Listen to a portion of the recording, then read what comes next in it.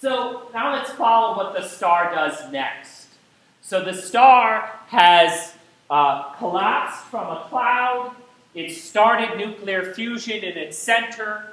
That nuclear fusion has reached a stable level, so the star isn't changing quickly with time any longer. And we call that the zero-age main sequence. We think of that as when the star is born, when the nuclear fusion is going very well in its middle.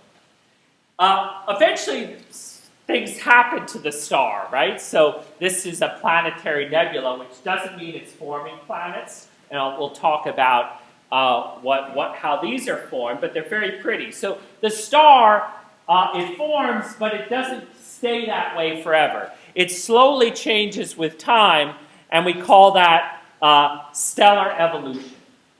So we can contrast what's happening between a main sequence star and what can happen afterwards. So on the left shows what's going on when a star is in this stable part of its life, where most of the stars that we look out in the sky, what they're doing. And this is called the main sequence. So in the main sequence, in the very center of the star, it's hot enough for nuclear fusion to occur, but the rest of the star is essentially just an insulating blanket to the very core of the star. Now, eventually, though, we learned in the sun, eventually that central region of the star has no more fuel in it. It's just pure helium. It's converted all the hydrogen into helium. And what happens then is there's still hydrogen, and that hydrogen on the outside of this inert core gets hot enough to make more helium.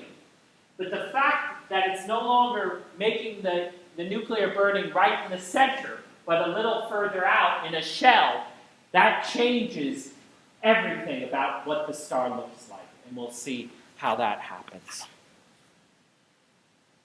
So here's the sun, and this is to scale. And then a star called Delta Bootes, who has run out of hydrogen in its middle, and now is burning hydrogen in a little shell outside of its middle, and it has a helium in the core not doing anything. So what's different about Delta Bootes versus the sun? It's about the same mass as the sun. What's different about it? It's obvious. I'm not looking for the obvious things. It is bigger. It's bigger in radius. Its radius has swelled up by maybe a factor of 5 or 6. What else is it? It's a different color, but what does that tell us? It is cooler. It is bigger in radius, maybe 10 times bigger radius, but its temperature has gone from yellowy to orangey. It's gone from 5,000 degrees maybe down to 4,000 degrees or a little less. So this star here, what happened is when the nuclear burning ceased in the middle, the star reacts by swelling up and getting actually brighter. It becomes brighter and cooler, and that's Delta Bootes. But eventually it becomes a star like this, which is really huge and really red, and we'll see how that works. So it's kind of interesting because remember how the stars were forming. They came down like this, and then they went over like that, and then they went to the main sequence. Now the nuclear burning in the center stops. What does the star do? Look at the sun. It just goes backwards. You know, when it was forming, it did something like this. And now when it stops running out of hydrogen, it just goes backwards again. You see?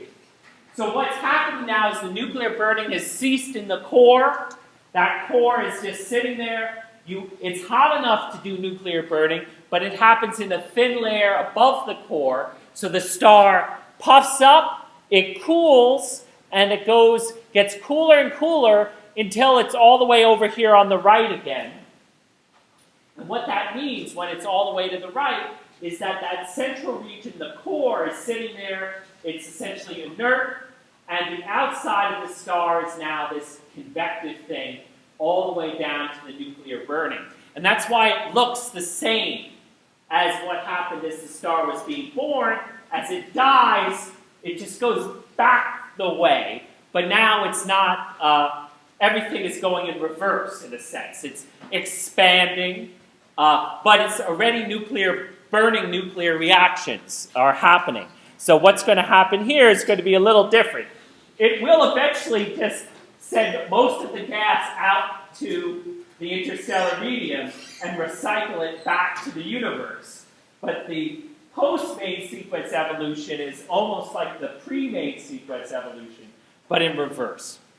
I kind of glossed over what happened on the main sequence. Not much happens, right?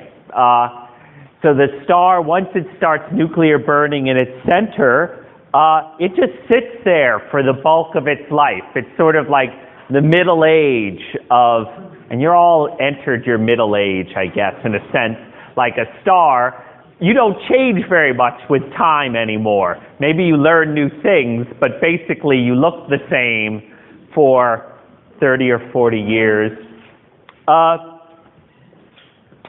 And the stars, they change a little bit. They change sort of gradually. So if we think of what our sun does on the main sequence, if you remember in its middle, right, it's burning hydrogen to helium, but it's not bringing in extra fuel. So in the middle of the sun, there's less and less hydrogen with time, and that means what the sun does to compensate is it gets a little bit brighter. But gradually, over 10 billion years, it will brighten by a factor of 2 or 3. Not very dramatic. And then when it runs out of fuel right in the middle, I'm going to show a movie of what the sun is doing inside in a moment. But when it runs out of fuel in the middle, now it can no longer have that nuclear burning right in the center. And then the star starts to change more quickly and more dramatically. Now, as we go up and down the main sequence, the structures of the stars are a little bit different. So if you remember way down here, below a half solar mass, the whole star is this convective, so new fuel is being brought into the star all the time. So how that star reacts is quite a bit different. And what it's going to do when it runs out of fuel is the entire star runs out all at once. The fuel level goes down and down, and the star in its entirety will get brighter and brighter, much more gradually. Like in the sun, all of a sudden it runs out of fuel right at the middle, and it has to change. If we go up here, here's 1.5 solar masses. This is where the star starts its life around here, and it gradually gets brighter. Those stars in the middle, they're a little more complicated than the sun in that in their very center, they're convective. And then they have a region where radiation carries the energy, and then a layer where it's convective again. So it's 3 layers. But if you think about it, for those guys, they're going to do something kind of interesting. So in their very middle, the fuel is being brought in all the time continually, so it won't be that they run out of fuel precisely in the middle. The entire core will just shut off. And that kind of star, all the nuclear burning will cease because there's no fuel.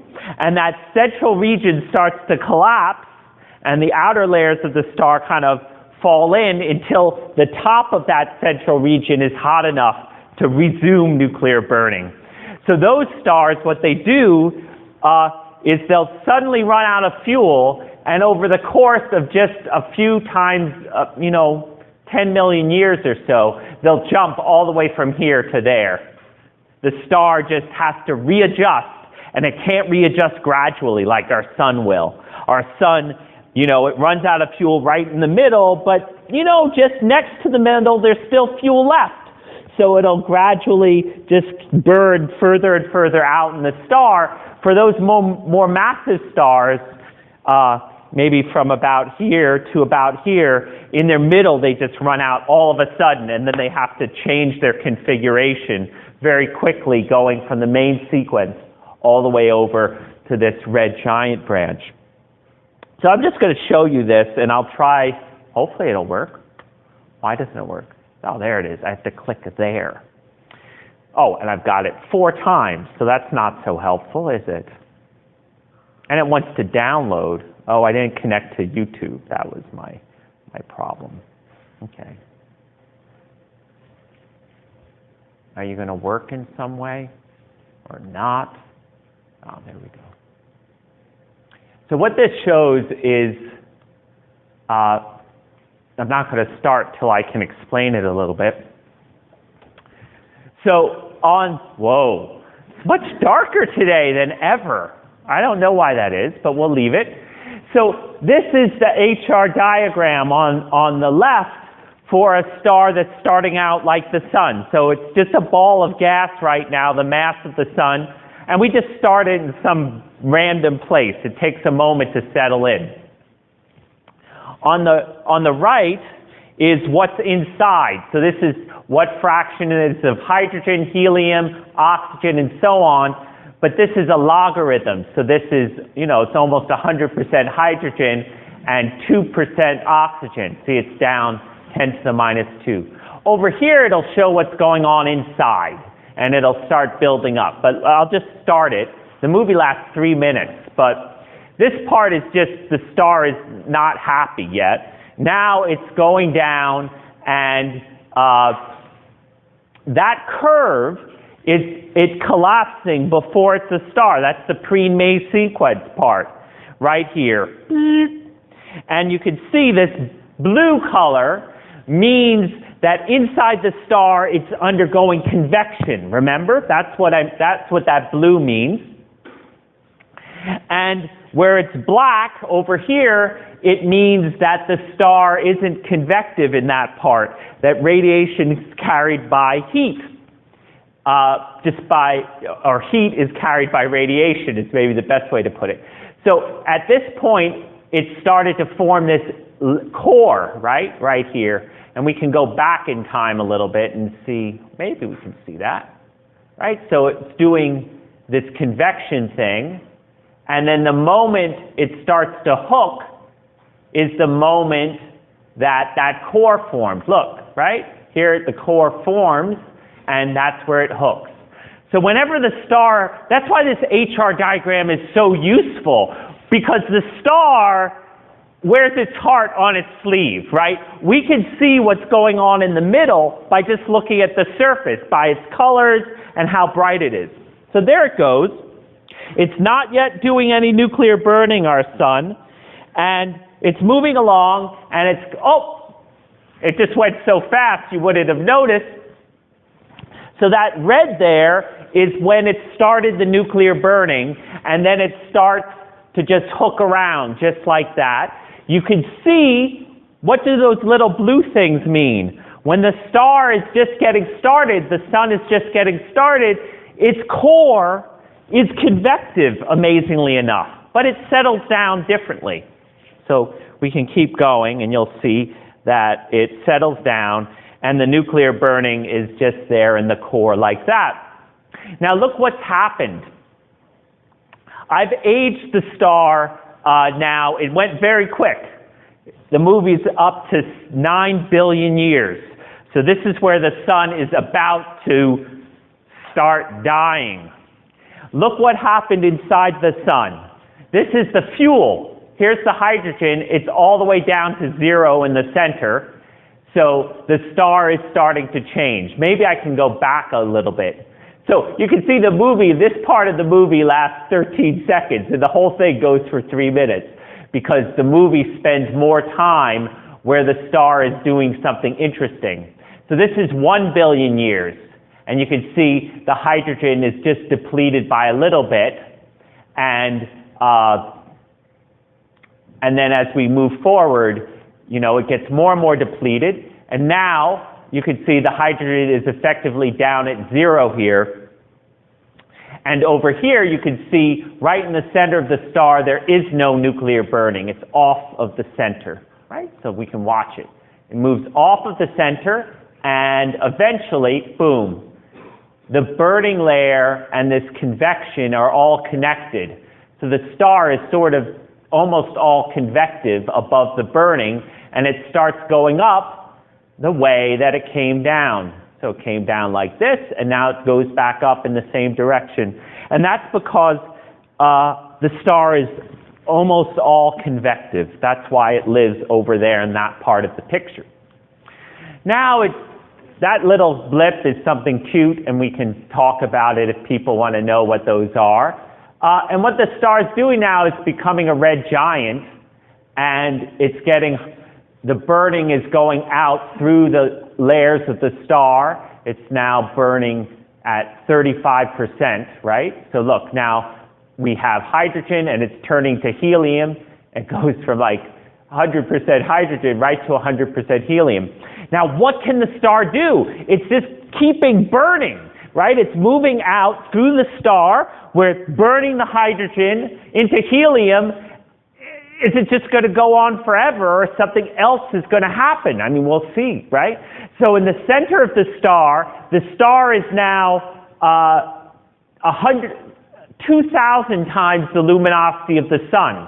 It's absolutely massive. But look what's happening in the middle now. You see that red region, right, in the middle that just appeared. That's the star trying to burn helium into carbon, and it starts doing that, you see? And when it starts burning helium into carbon, the whole star, it moves all the way up from that point. That's the moment when it started the helium burning, and it shoots all the way down on the HR diagram.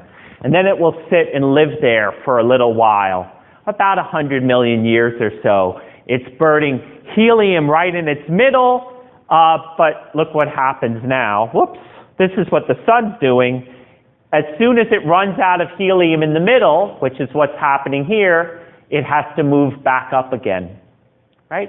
So when the burning isn't happening right at the middle, the star gets much brighter and much bigger. That's how it reacts to that. And the rest of the movie takes forever because the star is really, really bright, and there's a lot of complicated physics going on. And you can see what the star looks like is the hydrogen burns to helium, boom, and then the helium burns to carbon and oxygen almost immediately just below that layer. So all the burning is happening in this double layer here. Up here you can see, look, it's coming down. That's the star is losing mass, right? Instead of being the mass of the sun, now it's 60% the mass of the sun, and it's having these pulses where it gets rid of more and more material on its top. It's 12.4 billion years old now, and it's almost done. So if you look at it, it has nuclear burning going on, and it's just shedding its top layers, and it's getting hotter and hotter and hotter. It's now, where is it? 20,000 degrees, 50,000 degrees, 100,000 degrees, and then it does that, right? And that's the end, right? I think it goes till 20 billion years.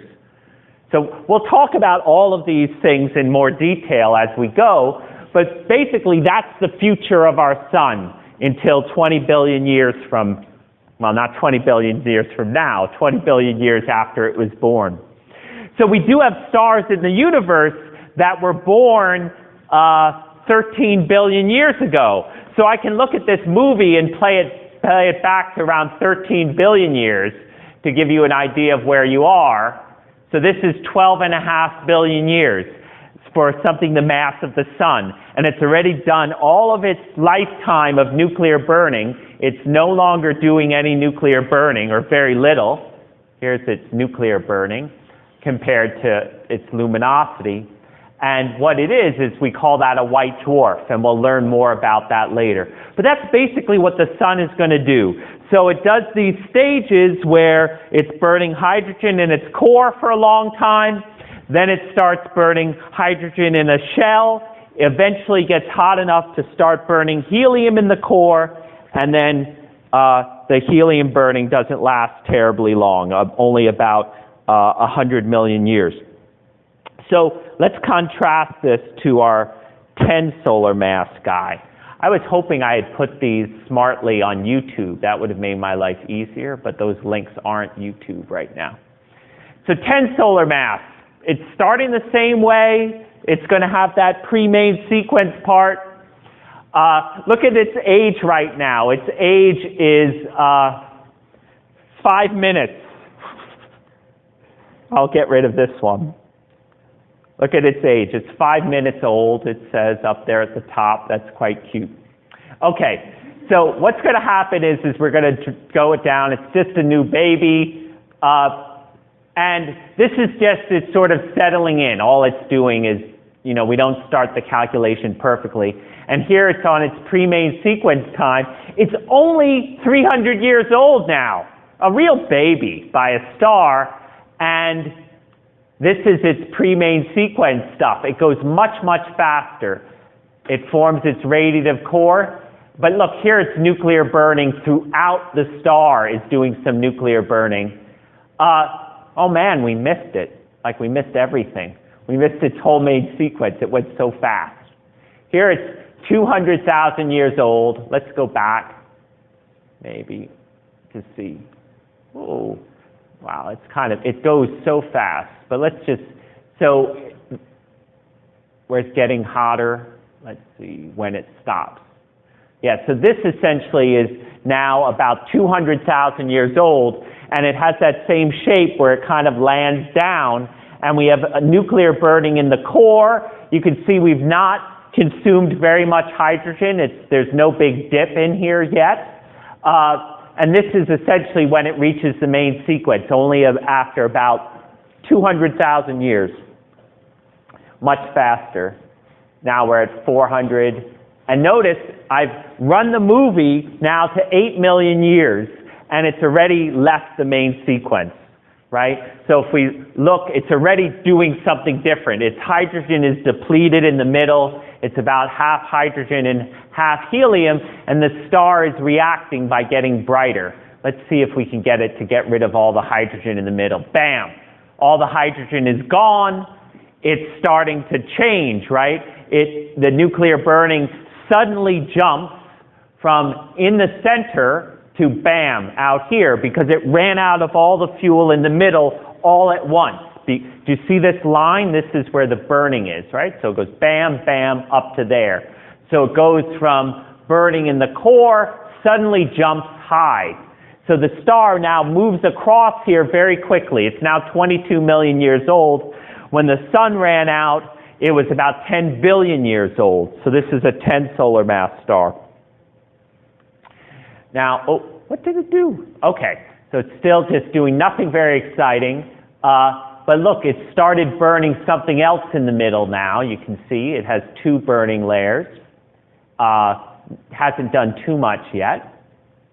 Now look, the helium's coming down, the carbon is coming up, and it's burning the helium in the middle. Look, that helium's dropping, the carbon's going up, and this is also happening a lot more smoothly than for the sun. Look, its luminosity went from just under 10,000 to around 20,000. For the sun, it goes from 1 solar luminosity up to thousands.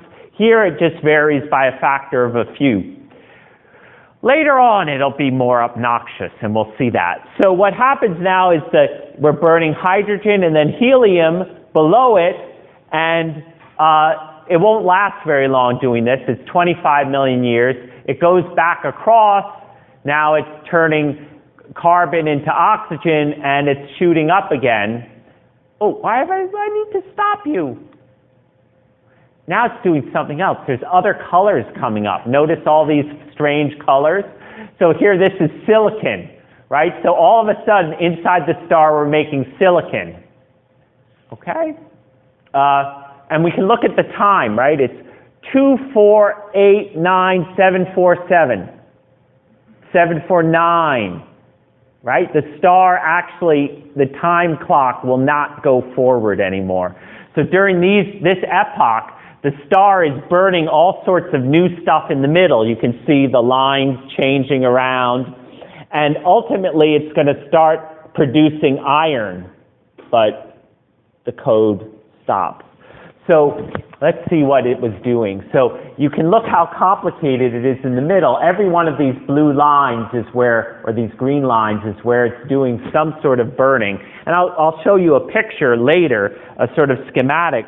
But this star is about to die in a dramatic fashion, because what it's going to do is in its middle, it's building up iron, which it can't get nuclear energy out of, and that lasts about 6 hours, and then the star explodes.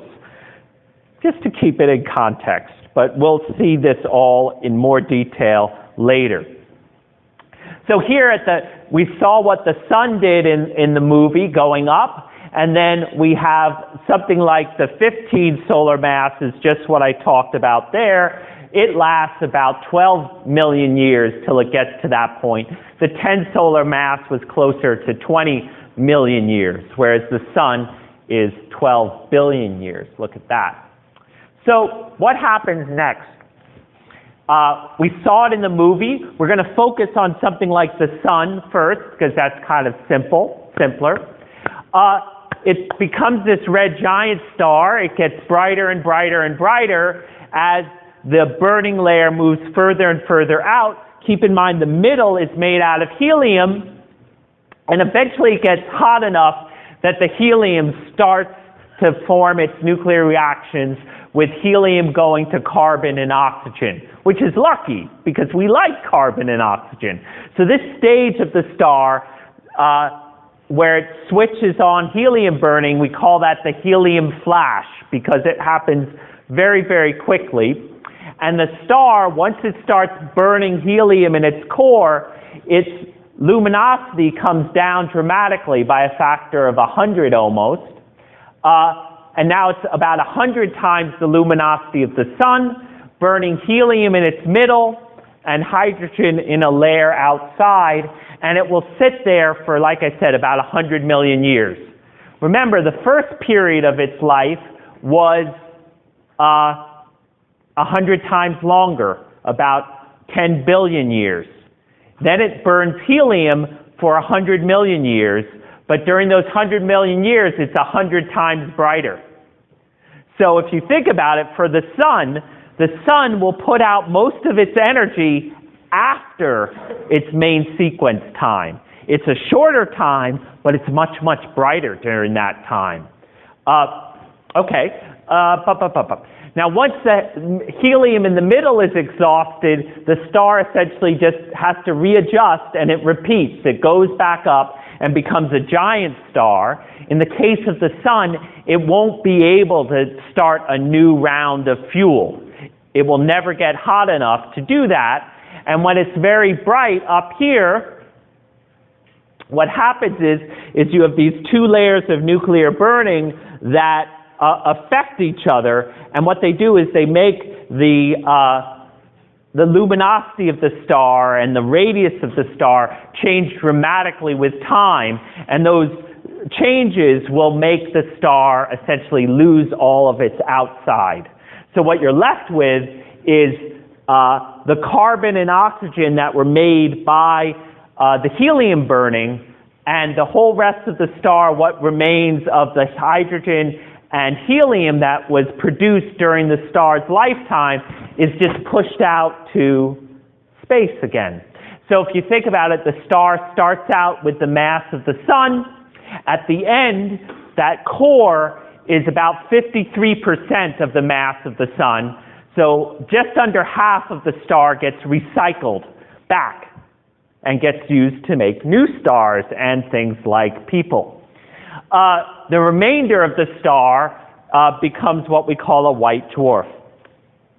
So here's a picture that shows what's going on inside a star in this last period when it's about to shed off all of its material. And the stars that have initial masses less than twice the mass of the sun, from something like 70% the mass of the sun and up, will look like this at the end of their lifetime. So, and this isn't to scale. So one thing to keep in mind, this is just showing like the different mass layers. That hydrogen envelope is huge, right? So the outer surface of the star here is the size of the orbit of Mars. Okay? This is not to scale. That core in the bottom, the carbon-oxygen core, is the size of Earth. So all the action is, all the nuclear burning is happening on this object around the size of Earth, maybe a little larger, maybe 10 times the size of Earth, but small compared to the orbit of Mars. And above it is a thin layer where the helium is burning to carbon, and above that is a thin layer where the hydrogen is burning to helium. So there are these little, here they've drawn them wide so you can see them, right? You have hydrogen shell fusion and helium fusion, but in reality these layers are physically quite thin. And the scale of this is huge, right? So we have something a bit bigger than the Earth, and then the outer layer of the star being the size of the orbit of Mars. All right, so this is the end point when it's, we call this an asymptotic giant branch star. Right? The picture looks similar when it's a red giant. Again, there's a core, but in this case, when it's a red giant, that core is helium. And then there's a thin layer of nuclear burning above the core. And again, you think about that size of the core, it's again about the size or a few times the radius of Earth. But the mass is something like 50% of the mass of the star is in the core. So what happens? So the outer layers of the star are blown off. Something like 40% of the mass of the star is blown off. And that happens, for the most part, nearly all of that mass is lost at that very last moment when the star is up there on doing helium burning and hydrogen burning all at once. Your book might say something else. This is something that me and my group actually discovered in the last couple of years, that all of this mass loss typically happens at the very, very end of the star's life. So here it is. What remains of the star is two things at the very end. These are called planetary nebula, and it's not because they have to do with forming planets. What they are is people would mistake them for planets because they look like little disks in the sky. And this is some of them are amazing, like this one with the hourglass, right? But a lot of them just look like rings. Here's one that looks like a ring, just looks like a ring. They're very, very pretty.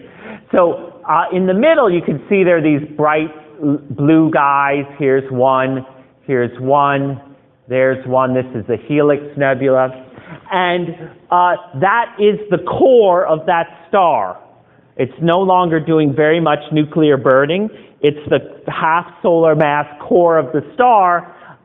It's the furnace where all the nuclear burning happened, essentially during the star's entire life, happened in this little core, and it's exposed now to space because it's blown off the rest of it. The planetary nebula is just the remnants of the star's outer layers, but the last bit to get pushed away. And it's glowing because this little guy in the middle is so hot, it's putting out ultraviolet radiation, and it excites the spectral lines in that gas. So that's why you get all of these pretty colors.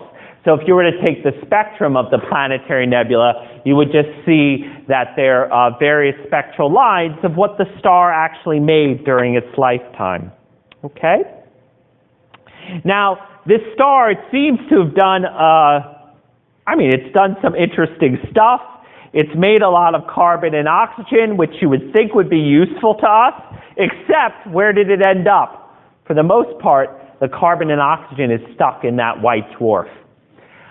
In the outer layers, the main thing it did was it turned some hydrogen to helium, and it ejects mainly hydrogen out to the surface, out to infinity, the original hydrogen and helium mix.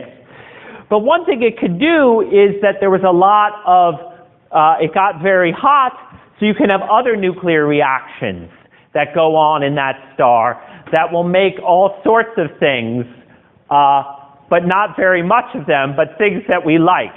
So in the layers of this star, when it was doing its hydrogen and helium burning, it essentially makes the elements that come past nickel, so the ones with larger numbers than nickel, all the way up to lead. There's some in there that it doesn't make, but we'll go into that in more detail.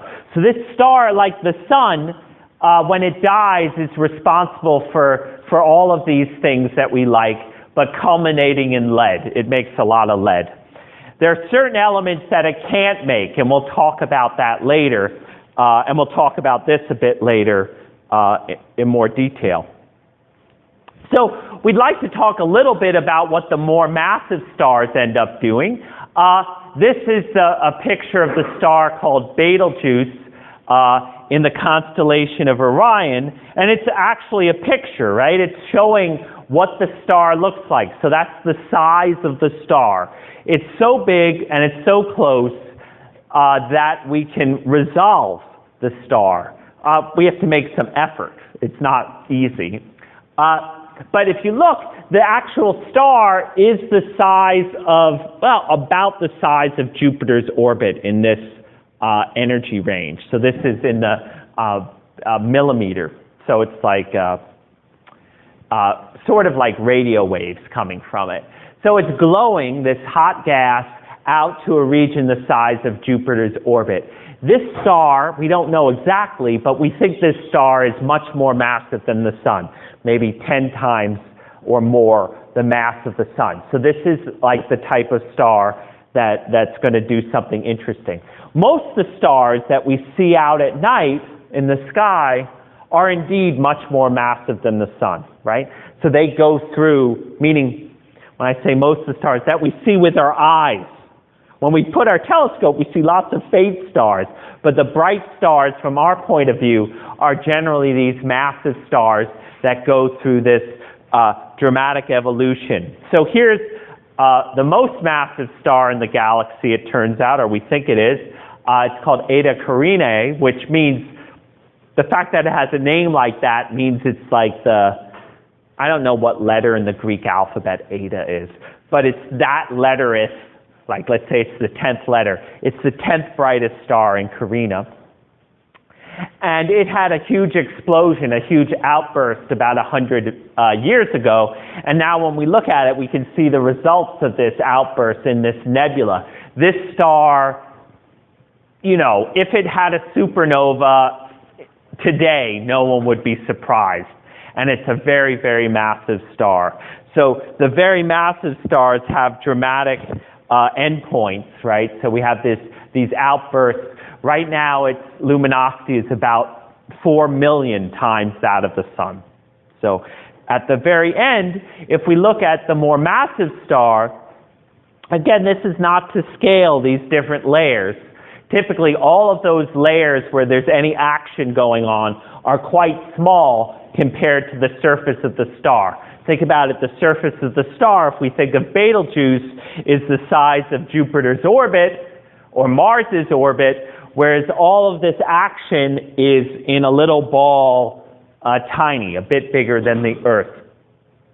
Okay, so here you can see all of the different things that are going on. So we have hydrogen burning to helium. Then helium and hydrogen are fusing together, it's so hot. Then you have a region where the helium is fusing to carbon. Then below you have carbon and oxygen picking up more heliums. So we're going further down the periodic table. Carbon and oxygen pick up a few heliums and get down to magnesium. The magnesium adds more heliums and some oxygens, carbon, whatever is around, and jumps over to silicon at number 14.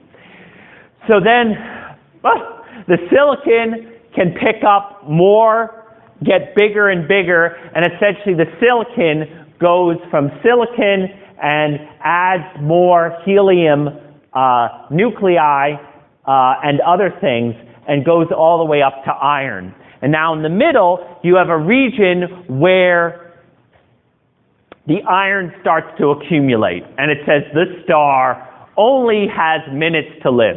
So as soon as you start this silicon burning, where you've made up a lot of silicon, and now it gets so hot, what happens is it gets so hot that some of the silicon nuclei start to break apart, and those little parts of the silicon nuclei stick onto other silicon nuclei and build you up to iron. And that's what's happening. That period lasts about 6 hours in the lifetime of this star that was going on for about 10 million years. So this is the last 6 hours of its life.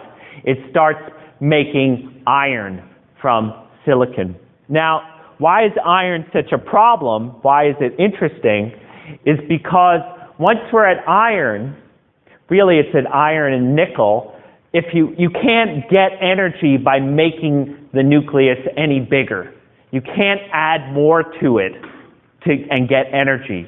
So the star has literally run out of fuel. There's nothing else for it to do.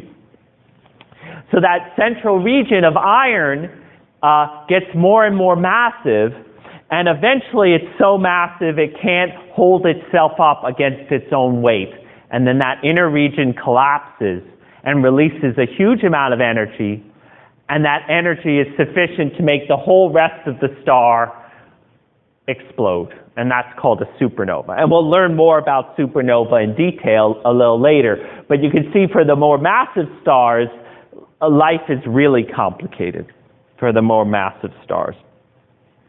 So how do we know that I have this picture, I showed you some calculations in the computer, but how do we have any idea that this is right? And the key thing is one looks again at this Hertzsprung-Russell diagram, but for a whole group of stars that are born at the same time, and they're about the same distance from us, and they're made out of the same material, and we can look at what those stars would look like as a function of time, and let's pretend they all start at the same moment. They'll all be on the main sequence, and it will look like that. But with time, let's say after 100 million years, stars whose mass is maybe 5 or 6 times that of the sun will start running out of fuel and becoming red giants. So instead of the stars looking like this, there'll be stars, they won't get any bluer, they'll start getting redder again in that group of stars. And we can look here, and by thinking about how hot they are and how bright they are, we can estimate how old that group of stars is. That's after 100 million years. If we wait 10 times long, not 10 times longer, 100 times longer, we're down about to the mass of the sun, and all the stars more massive than the sun have evolved, and they've formed red giants. But I'll show you a plot at the end where you'll see all of this in great detail. So if we look at a young cluster, this is called the jewel box. And the reason why it's called the jewel box is because it has lots of stars of different colors. So it has stars that are still consuming they're still consuming hydrogen in their cores. They look blue.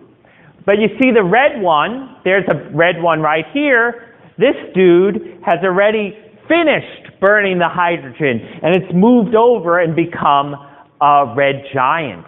So we can look at the stars and see how many are of different brightnesses and different colors, and use that to estimate what's going on. Now, if you look there are stars here that are red and yellow, but not so bright. Do you see them? those are just stars of lower mass, and they're also on the main sequence. But that bright red star is something different. It's a star who's evolved to become a red giant. So if we look at what's going on in a cluster, we can even see clusters when they're really, really young, right? So here's one where it's really, really young, just 3 million years old.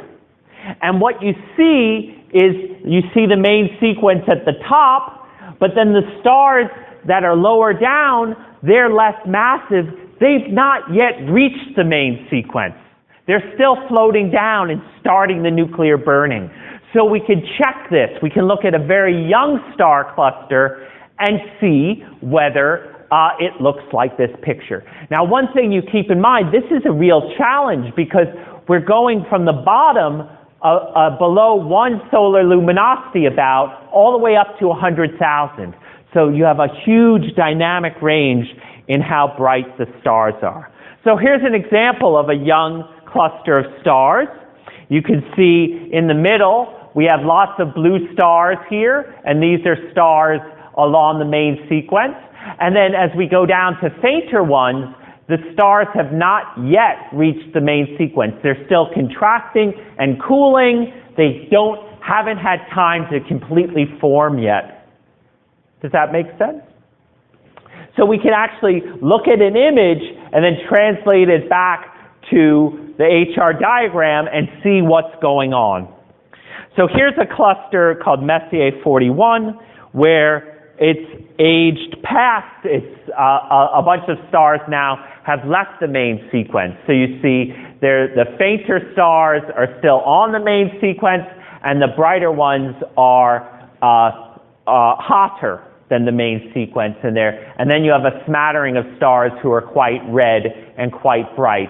And you can look in the image, right? So you see these guys are about 4,000 degrees, which correspond to these guys that are kind of yellow-orangey, right? So as we go further along,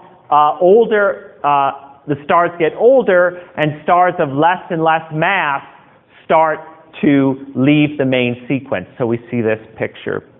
So I'm going to show you pictures of this cluster, which is the same one that we gave you as the example last week, 47 Tucanae. So this is looking in the middle of the cluster, and you can see there's stars of all different colors there. There's red stars, orange stars, blue stars, white stars. There's some white stars that are super bright. And this is an image in the ultraviolet, so we can really, if you remember, ultraviolet wavelength is shorter, so the angular resolution is finer, and this is the Hubble Space Telescope looking in the center. So it's really, really lots of stars packed in a small region. So what we can do is put together what all the stars look like in the cluster. And so this is a continuation of the diagram that I gave you last time. So the diagram that I gave you last time cut off around here, if you remember. And it didn't have this part. So if we look at this, we can see, well, first of all, between the faintest and the brightest is something like 30 to 10. So 20 magnitudes. 20 magnitudes, which is a lot. So 10 magnitudes is a factor of 10,000. 20 magnitudes is a factor of 100 million. So the stars on the top are 100 million times brighter than the stars on the bottom, right? So let's see what's here. Remember what we talked about. I showed you the movie of what the sun was doing, will do. You actually see those stages of the movie in here. So this cluster, it turns out, stars of the mass of the sun are just, or about the mass of the sun, are just dying today. So what's here is the stars, they're all going up the red giant branch.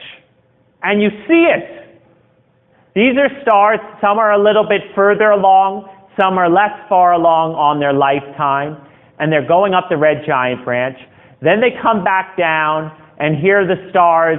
These stars are making, are consuming helium in their centers and then hydrogen on the outside, and then they run out of hydrogen and they go up here this way, like I said they would. And that's the stars that are making hydrogen to helium and then helium to carbon. Then what happens? What happens next? The star gets rid of everything on the outside. So where do you think they ended up on that picture? Are they on the picture? The ones who aren't doing any nuclear burning anymore. Where do you think they are? They're there. There are a lot of them there, in fact. They're these guys.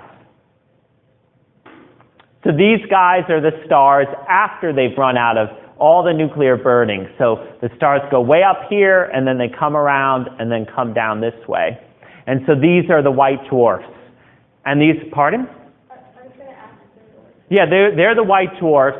And these white dwarfs down here at the bottom have been cooling since the beginning of time. These white dwarfs at the bottom were formed something like 12 billion years ago or 11 billion years ago. And you don't see them any cooler because, if you remember the movie, they just keep getting cooler, but I ran that movie to 26 billion years. And the universe is only about 13 billion years. So that's how long these guys have had a chance to cool. And if we look down here, below this point, these are just stars of less and less mass. And as we go down, they're less and less massive. And then way down at the bottom, it's not that you run out of stars. It's just they aren't stars anymore. So at the very bottom, the stars aren't able to burn hydrogen in their middles. So lower mass objects don't end up showing up here. Okay?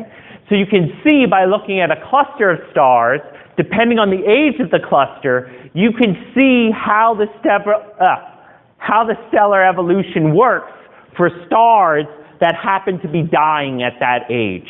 So all of that stuff up at the top, above this point, all of these stars up here have about the same mass to start out with. Now, if we look at this in detail, there's other things that you have to keep track of, like these guys. So these guys are too bright for their color, and what they are, I think I told you what they are last time. What are they? Do you remember? They're binaries. They're just two stars orbiting each other. But what about these guys? These guys over here are kind of weird. They're brighter and bluer than they should be to be on the main sequence. They're too young for the age of the cluster. And what those are stars that have actually collided into each other. So you take two stars who are maybe about the mass of the sun, and remember that center of the cluster is super dense, and occasionally stars run into each other. And two stars become one star that's twice as massive. So during a short time, they consume and they live life like a two solar mass star, which is much brighter and lives only a short time.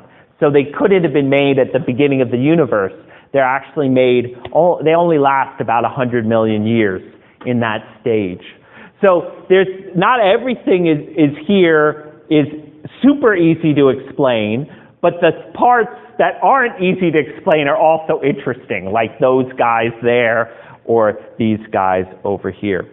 So this is where I'm going to leave it. Next time we're going to talk about exploding stars. So talk more in detail about what happens with the more massive stars. And also these white dwarfs, it turns out, they can explode too. So, and those explosions are crucial to making the elements in the universe.